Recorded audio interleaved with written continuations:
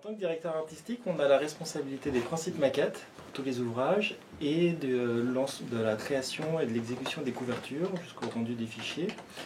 Et on travaille, on chapeaute tous les graphistes et les illustrateurs pour l'ensemble des ouvrages de la maison.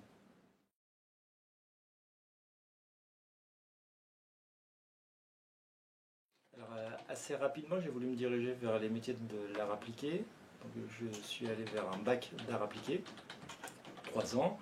Ensuite, une année de prépa pour préparer le concours aux grandes écoles. Avec chance, je suis rentré à l'école qui me plaisait le plus, les Arts Déco de Paris, les arts décoratifs, où j'ai suivi une formation un peu en parallèle et de graphisme et d'illustration.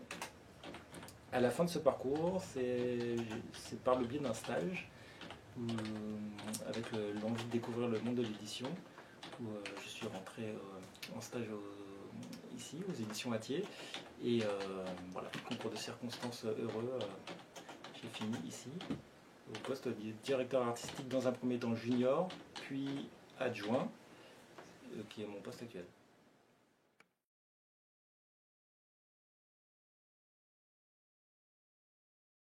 Alors, ce qui me plaît le plus dans mon métier, d'une manière générale, c'est quand on reçoit les projets, alors soit d'un illustrateur ou d'un graphiste, et qu'on a l'agréable surprise de retrouver exactement, entre guillemets, ce qu'on a voulu recevoir, avec cette part avec la touche personnelle du graphiste ou de l'illustrateur qui vraiment enrichit et qui nous surprend aussi d'une certaine manière par rapport à la commande.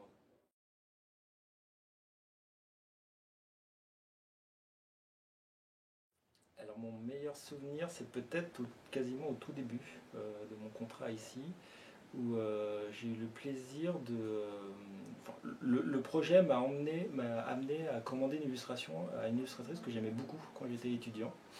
Le projet s'est bien passé, la couverture a été validée assez rapidement, et j'ai eu l'envie de lui demander d'acheter l'original de cette illustration qui a servi à une couverture. Et voilà, c'était vraiment un moment génial, que ça validait vraiment mon entrée dans ce métier, et c'était vraiment un bon moment.